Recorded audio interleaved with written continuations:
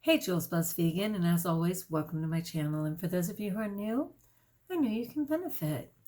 So I want to talk about going from a compulsive overeater to a grateful eater of abundance.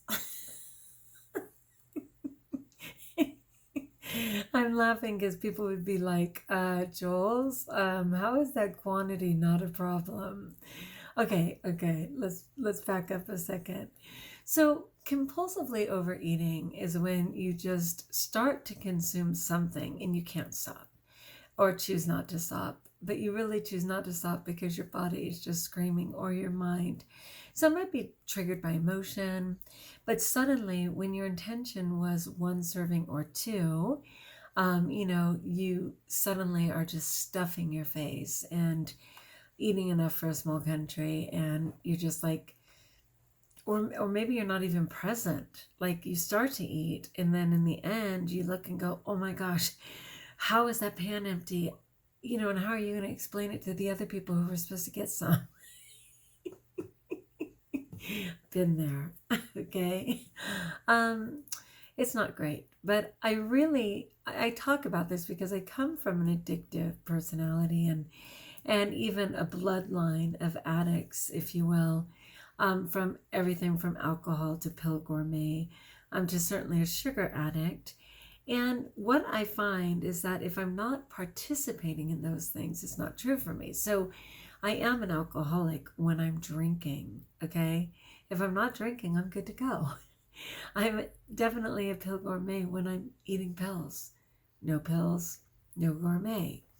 So when it came to food, it was kind of the same thing. In Overeaters Anonymous, they don't actually give you a food plan, which really freaks people out.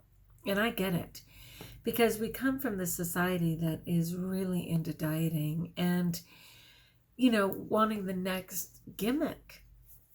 What is the next gimmick that will solve all your problems? And they're a dime a dozen, right? They're totally out there. You can find a new trick every single week. And so with Overeaters Anonymous, recognizing, as I put in the description of my page, my channel, is that food is really just a subset. Like it's really the aftermath of the mindset, right? So when we struggle with food, it almost never has anything to do with food. And that's not to say that some chemicals in food don't truly provoke people. That sugar in itself isn't a problem. It absolutely can be, and it is. But usually reaching for that first compulsive bite, what's referred to as the first compulsive bite that leads to another and another and another, is usually something mental or emotional, is often fear-based. You're definitely trying to appease yourself with something, right? And in this case, it's food. So for Overeaters Anonymous, they stick to the 12 steps, which are based on Alcoholics Anonymous. So they always say that people who focus on a diet inevitably lose their abstinence, their ability to refrain from whatever it is. They definitely lose their serenity because they get caught up in the game of dieting. Those who focus on abstinence and serenity and work the program generally don't have to worry about diet. Like it takes care of itself. That's the grace of the program.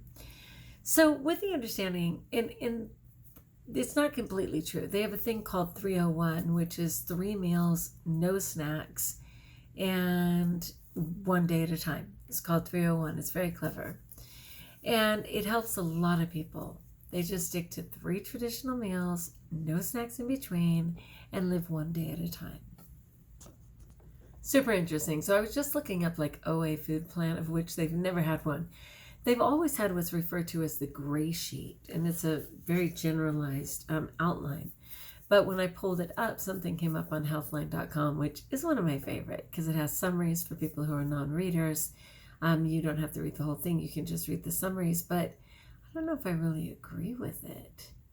It says it's an OA plan of eating, but I don't think so. I honestly don't think it can be sponsored by OA in any way, because OA specifically says that there is no plan of eating.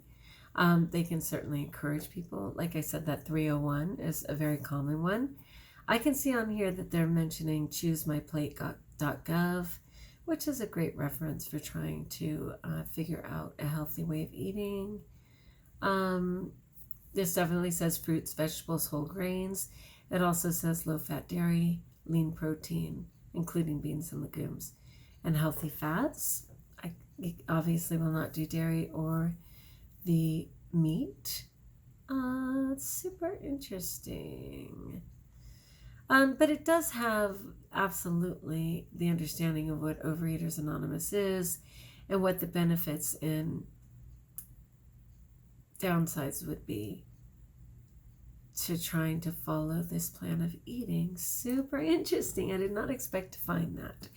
Anyway, so for me personally, right before I did Overeaters Anonymous for a long time. And then I continued to live by all the principles of the program, no doubt. But I wasn't consistent in attending meetings and things for various reasons. And then a couple of years ago, when my weight was skyrocketing and I knew I was going to be approaching 300 pounds very soon, and I'd weighed over 330 pounds. I stopped weighing myself at like 330 because the scale didn't go above that. And I wasn't going to go stand on like a meat scale. I mean, no offense to people who had to do that. And today's, just like the clothing, where we have readily accommodated obesity by creating 4X, 5X, 6X, 10X, whatever it takes to cover a person's body.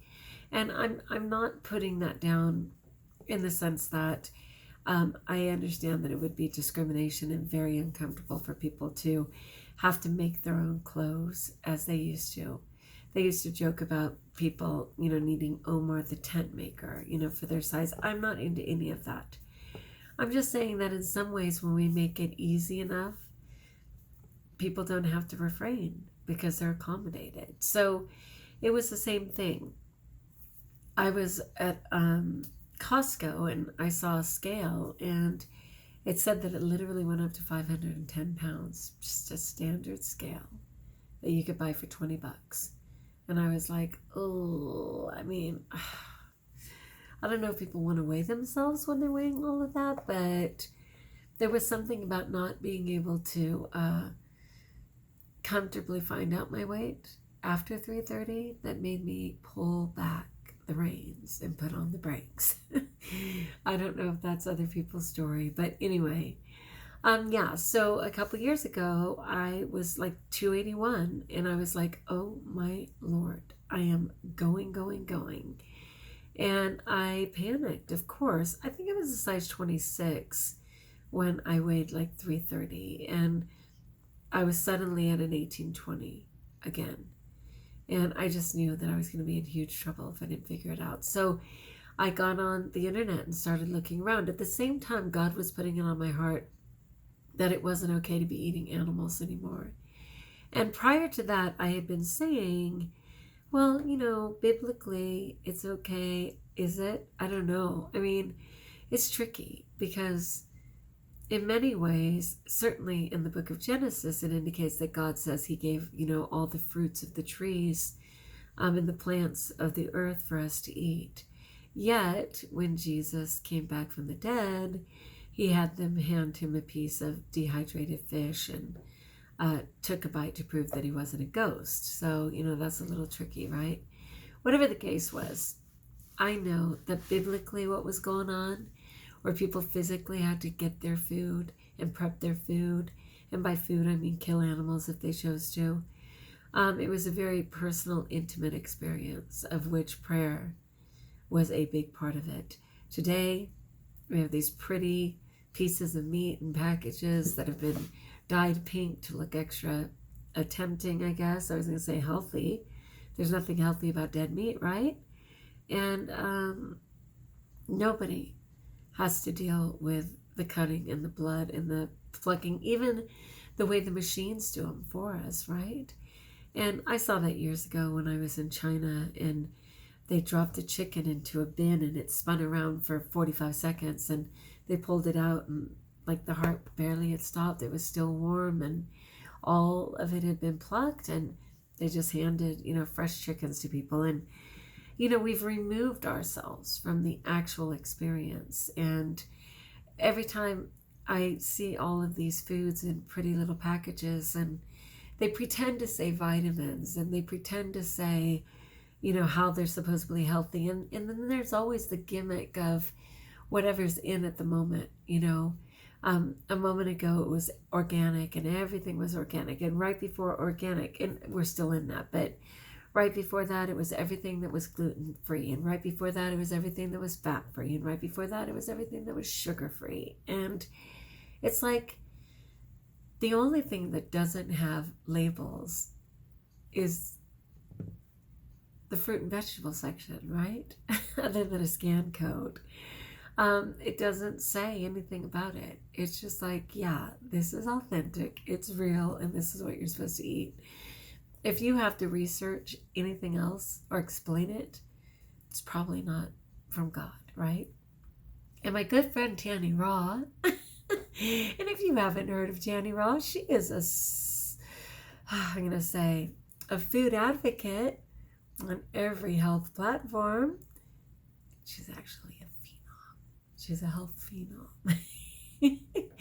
And Tani Raw always says,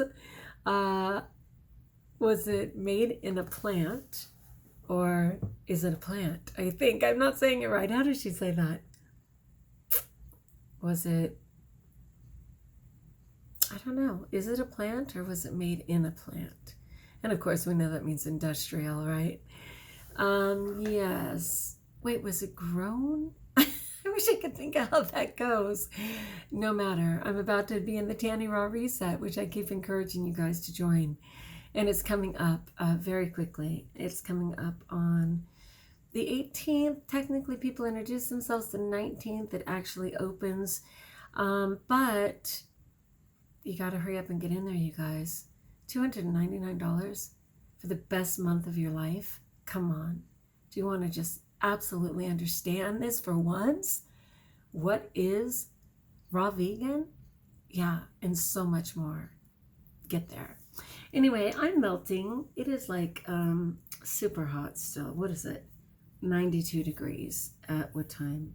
It's a good question. Not bad, 7:45 at night, but it's hot. No, I'm not just talking my looks. I don't know where that theme came from. It just makes me giggle every time.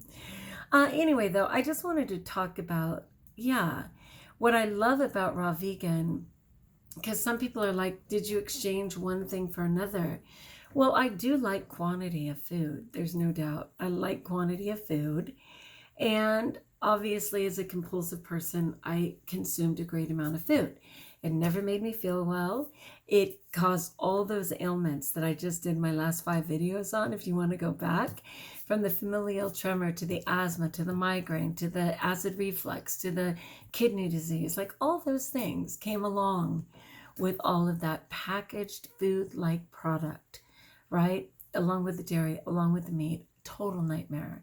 Our bodies are organic. No wonder they don't know what to do with food-like products, So now with raw, which again is primarily fruits, vegetables, healthy fats, and that would be things like avocado, flaxseed, chia seed, raw hemp hearts, and then taking all of those and putting them in different textures and compositions. So whether it's soup or dressings or a dehydrator to make a wrap, or like all those fun things. Well, the primary thing on there is fruit for calories, and then leafy greens and just, basic non-starchy vegetables to just really make up that quantity. And so I have gigantic salads. They're gigantic.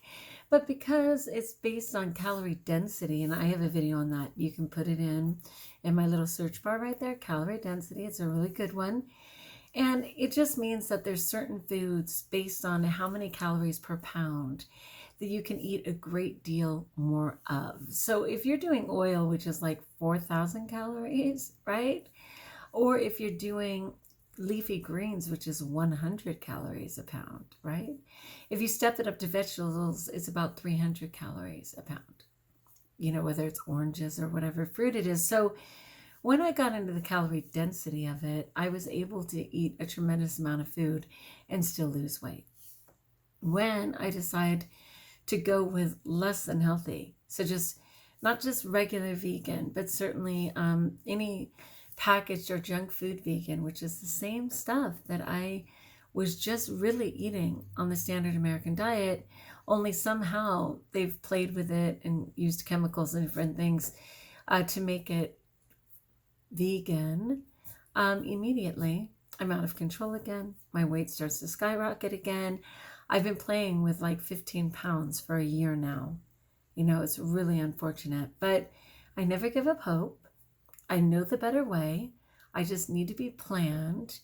And I just wanted to say that, yeah, I went from the compulsive overeating quantity of horrific food-like products to the abundant grace of plant-based vegan, which is such a difference. And a lot of people point that out, right? When I haven't seen people for a while, they're like, oh my gosh, your skin, it looks amazing. And the skin's been on the planet a really long time, and I was a barefoot beach bunny from zero going forward. So there's been a lot of skin damage, but God keeps fixing it for me, and I appreciate it so much. The clarity in my eyes, I mean, it varies, but for a lot of reasons, whether it's allergies or exhaustion, but mostly there's great clarity in my eyes. The whitening of my teeth, never having problems with my gums anymore. There was like 3 weeks one time where they were blood red. I don't know if you guys remember that, if you followed me. There's so many really good things. Strong nails, strong hair. I'll take it all. I'll take it all. But I just wanted to say that even though I do Overeaters Anonymous for the the spiritual and emotional, right, and the mental, and being able to let go of the insanity that provokes me to want to eat to begin with, I choose the vegan, the plant-based vegan, the raw vegan, ideally, as the physical part that allows me to care for my body so that I even have a chance at addressing the spiritual or the mental or any other part, right? All right, people, that's it. I'm kind of still doing this darn allergy thing. My sinuses, my ears are crackling. I don't feel sick at all. I'm stoked. I'm struggling, for those who are checking in on my husband, Dale. We are going, back to the doctor on Wednesday, and I pray that he'll get his needs met. But for now, they say he's stable, and they're not going to address surgery until the 22nd. I think God has a plan to care for my husband. So whether it's caring for him in the interim or getting that moved sooner, which would be the answer to prayer, I'm just continuing to take care of the family and pray for his pain and support him in any way I can. But your prayers matter. All right, my friends. It's a little mellow because I was up until 3 in the morning with fireworks. It sounded like World War III. I didn't realize my animals were so affected until they were panting and scared to death. And I was so sorry for that. And I stayed up with them until 3 o'clock, until things quieted down. It's not quite dark outside, and I fear tonight will be very similar, as will the next few days. And it started a couple days ago, but nothing matched last night in all of my life. It was really, really scary and bad. So I hope you're good where you are.